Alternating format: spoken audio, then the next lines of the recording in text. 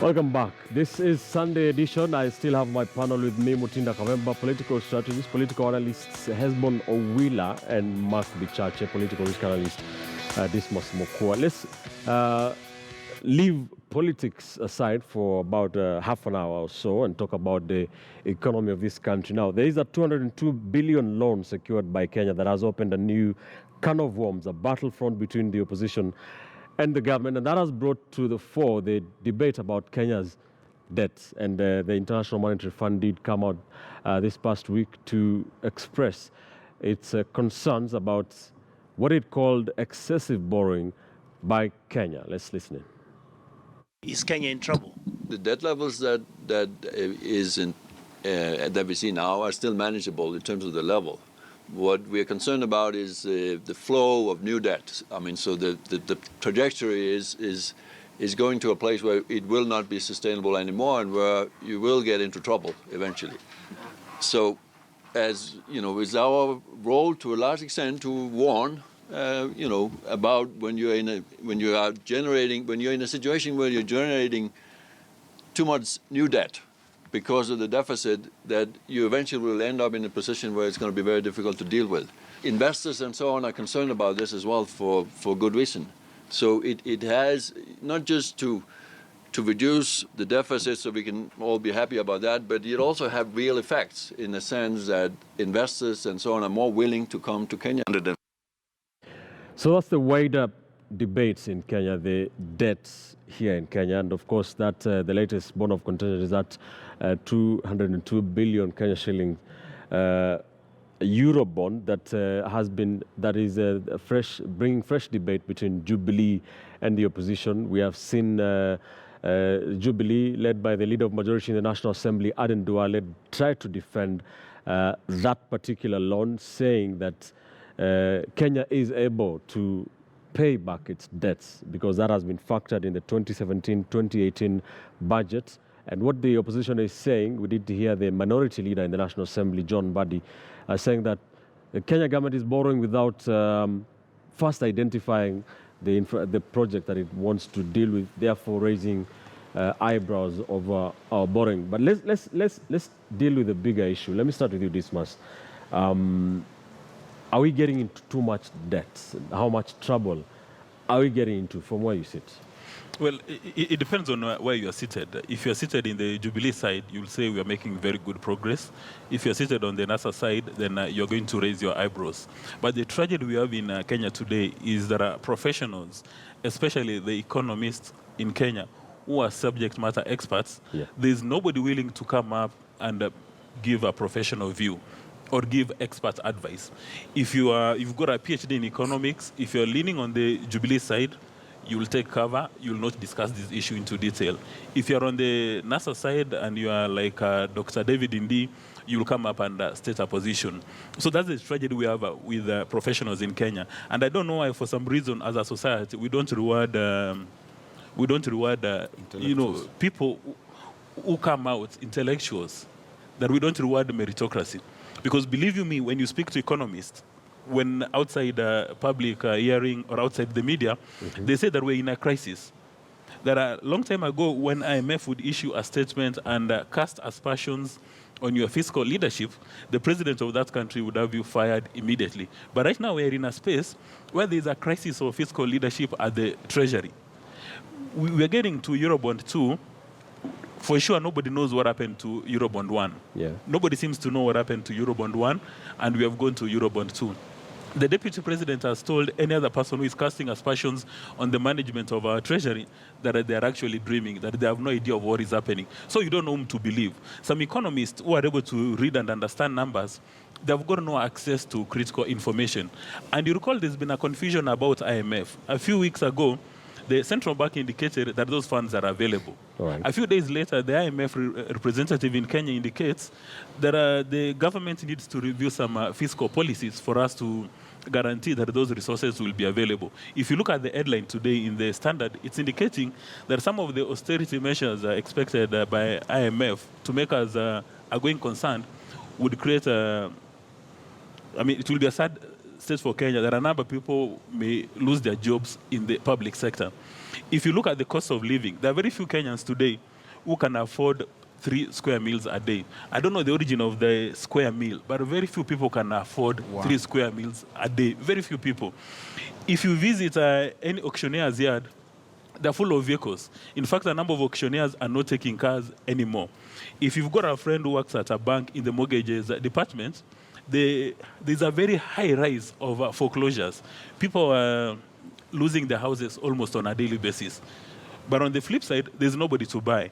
If you speak with the contractors, people who've had the opportunity of working with the national governments and county governments, they've not been paid for days and end. Now, in as much as you don't have a PhD in economics, the basics are very clear that the way our economy has been managed raises so many questions. But the biggest question is, where are our professionals to come and call a spade a spade? For how long are we going to have professionals in Kenya? If you are allied to Jubilee, whatever Jubilee says is gold. Right. If you are allied to NASA, whatever NASA says, it's gold. But making progress, we expect for Rotich to be very open, to be very transparent, and reveal, give us the critical information so that we can take decisions. Because right now, the only source of information in Kenya, as far as the national debt is concerned, is a Professor David Indi. And when Professor David Indi says, you have to take his advice, or whatever he says, you have to take it with a pinch of salt, because you don't know whether it's NASA leaning, whether it's actually factual. Right. And economists and people who've done statistics, they can always play with numbers. So one hopes that Rotich, after his successful tour, will come back and disclose to the nation, say, Eurobond 1, this is how much money we actually got, these are the projects which have been funded, and then Eurobond 2, where is it going? Because there's a general fear, and majority of Kenyans are not even discussing this, that a good percentage of the money which we are borrowing, up to a third, is going to finance corruption. And it's on record. When the head of the public service, Mr. Kinyo, at some stage indicated that the tragedy in Kenya is that up to a third of our budget disappears into corruption. Now there's a genuine fear that all this Eurobond money that is being borrowed, and understand now every Kenya owes these bodies up to 100,000, that every Kenyan now, out of that 100,000, public servants are stealing 30,000 of resources that every single taxpayer is going to pay. So Right. there's need for that serious disclosure. Okay. And at this stage now, you expect for the minority, you expect Mbadi being the minority leader at the National Assembly, and you expect Wetangula being the minority leader at the Senate to actually come with numbers, to come with facts, so that we can engage in a structured conversation. Right. We run away from propaganda. So what the opposition is saying is that, Mark, it's February, it's only February, and Kenya's already borrowed 200 billion. So that what Treasury is saying that we'll borrow even more. Do you think, first of all, that there's a debt crisis in Kenya? The world today is a strange place. Japan has borrowed 3-4 times of its GDP. The United States is borrowed trillions of dollars.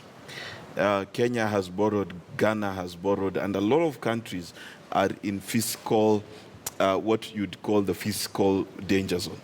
The danger zone used to be half of your GDP. Then it moved to 2 parts of your GDP. Now the pass mark and the benchmark is changing as the world is changing. And I fear that as a nation we are asking the wrong question. We're asking the wrong question because we're not asking the question of how does a country develop. How do you come from a fishing village like Singapore 50 years ago to the island city-state that is Singapore now? How do we turn the cards that we are dealt into a developed Kenya? That is the question we need to answer. And I'd like to borrow from Dismas's statement before, that my biggest concern is not that we are in a debt crisis. My biggest concern is this debt that we are borrowing. Can it be used to convert into the public good? Can we assure every Kenyan that after we borrow this money, in 10, 15, 20 years, there'll be no one who cannot afford food. There'll be no one who is without housing. That trade-off is what we need to discuss, because the truth of the matter is this: if we were to talk about debt, we cannot talk about debt without contextualizing it with the whole world. And a lot of countries have actually gone this way. And key to concern is Japan, which is a major economy in this world. The United States itself, the biggest economy in the world, is a huge borrower. China is a huge borrower. So what is all this debt going to translate to, not just for Kenya, but for the entire world? Is it going to be another 2007? We're going to have a world economic shutdown? Or is this indeed an opportunity for the world to reimagine its so economy? The question that I'm asking is, how do we make sure that we become a Japan and not a Greece? Exactly. The issue is this. Number one, we've got to be creative with our economy. We have to invest in manufacturing, and we have to invest, most importantly, in our people. We have to develop the capacity of our people to be innovative, to be entrepreneurial, and these entrepreneurial businesses to have opportunity to grow to the levels of Safaricom. It should not be that difficult for Owila to start a school and be shut down. University. A university, indeed, I correct me, and to be shut down But a university is a because, school. yes, or we can't live in a country where a young man comes up with an aeroplane and then we shut him down saying only the airports authority can actually allow you to fly a plane. We need to develop an economy that is able to innovate. That is true of Japan, it is true of Singapore, it is true of the United States, it's true of the UK, even though their innovation was colonization. But at the end of the day, every nation that has developed the entire world has got to innovate within its own space to create wealth for the future. So that is in terms of innovation, manufacturing, and empowering its people. All right. But Ben, Mark has given very good examples, but actually answered the wrong question. The question is, we're in a debt crisis. Is the management of our debt solid? When you talk about Japan, you talk about Singapore, you talk about North Korea, you talk about the US. When those countries borrow, they know the money is going for the public good. If they say they're borrowing money to put up an airport, 100% will go to the airport. If you decide to pinch, if you're in Japan, the heat will become so much, you'll commit suicide. If you are in South Korea, you are going to be jailed. Now, does the same apply in Kenya? That's why he has carefully digressed from your question and given a long-term policy prescription instead of looking at the bull in the eye and answering the question, do we have prudent financial management in Kenya? Are the people at the Treasury who have been given resources doing a good job? And if they don't do a good job, is there any punishment meted on them? I don't know. And that's the question I asked. What is this, these loans, what are they going to be used for? That's where I began. It is the use that determines whether it's a crisis or not. If it's used badly, we are in crisis. If it's used well, then we are on a trajectory of success. Has it been well applied? If you look at the Eurobond, the first Eurobond, has it been well applied in your view? First of all, I can't even measure whether it was well applied because I don't know what it did. That is one.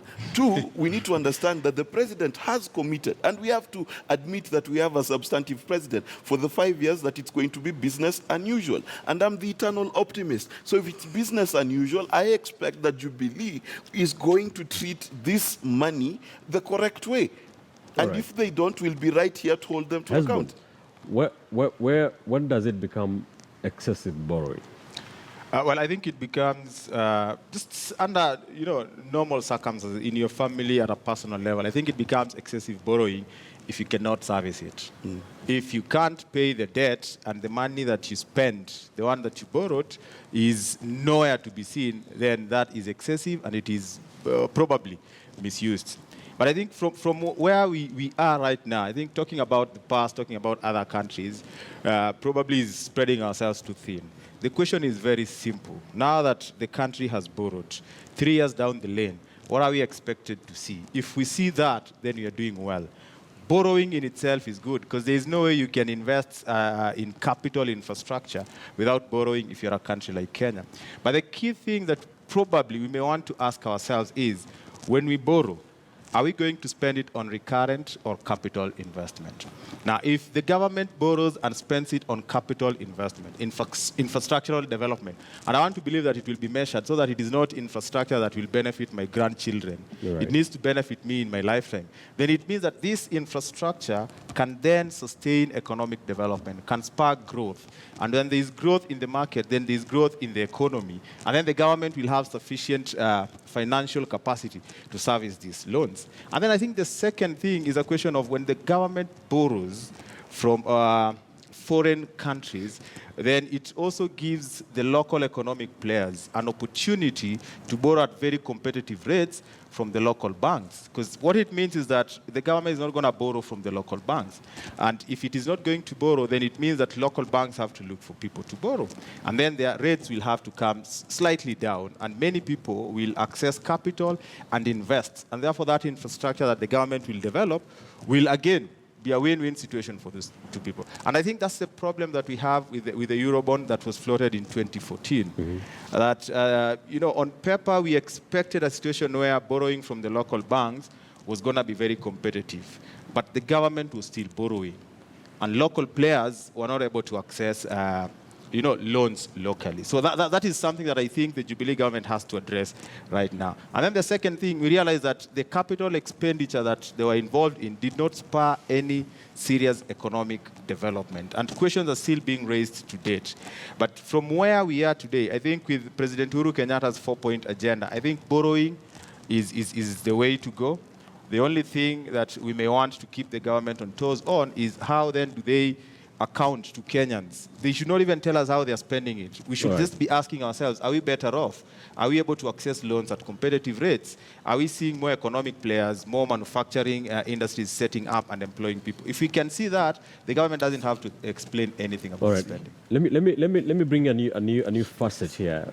That second dip into the Eurobond was oversubscribed, according to the reports.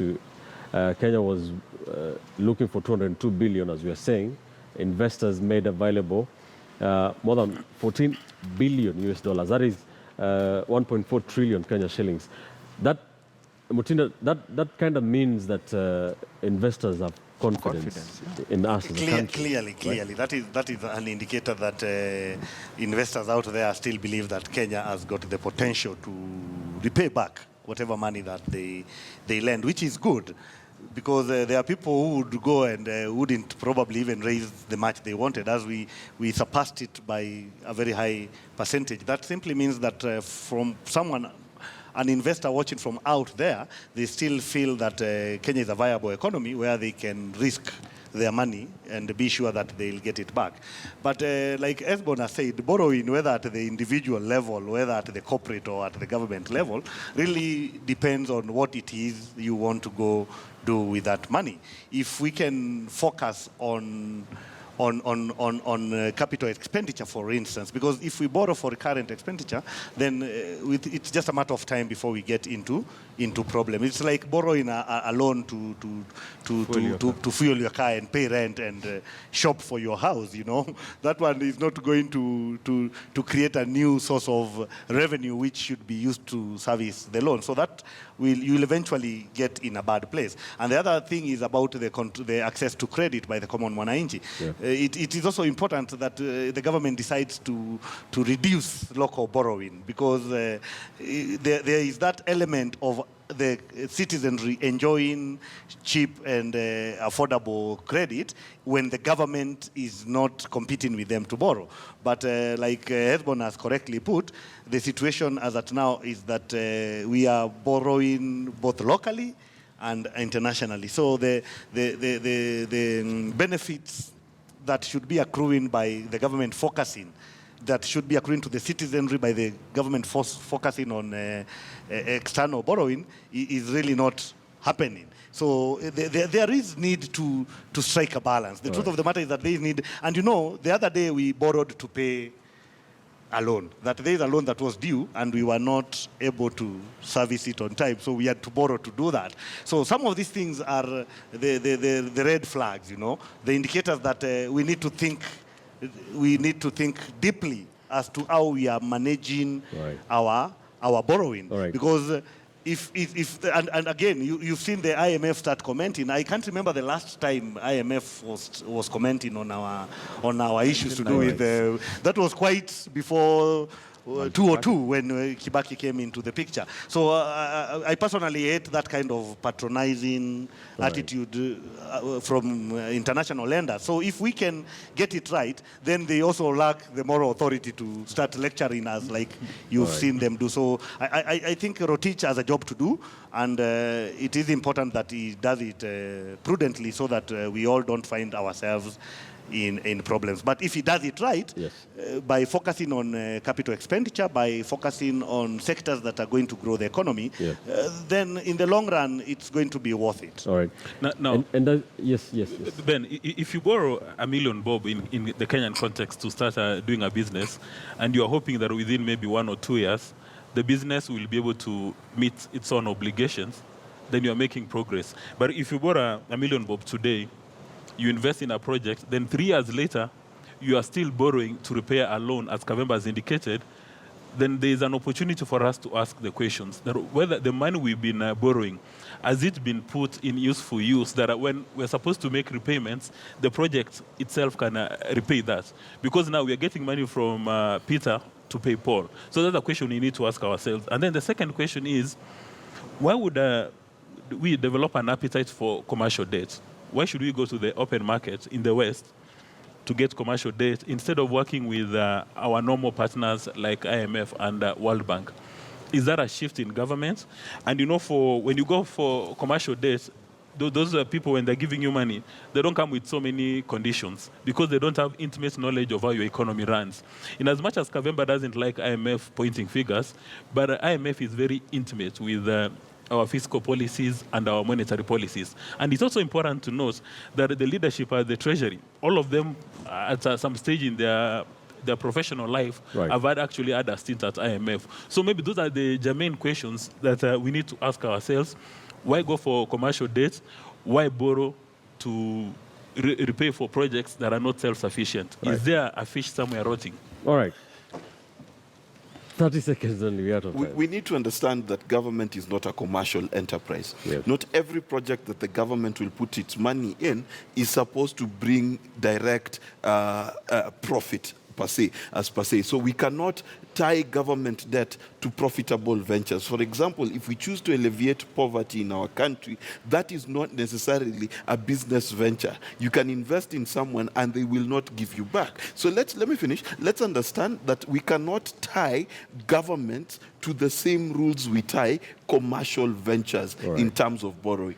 Then why use commercial debt to finance those kind of projects instead of going to IMF, World Bank and company?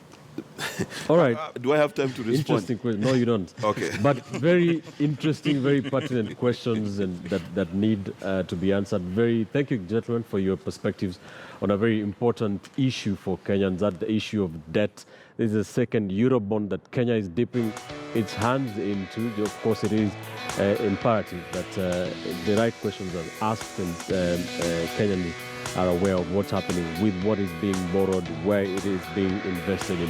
Let's take another quick commercial break, final one here on the show this morning. And when we come back, we get back into politics again, talk about petitions. 2 more governors ousted by the courts. Don't go too far.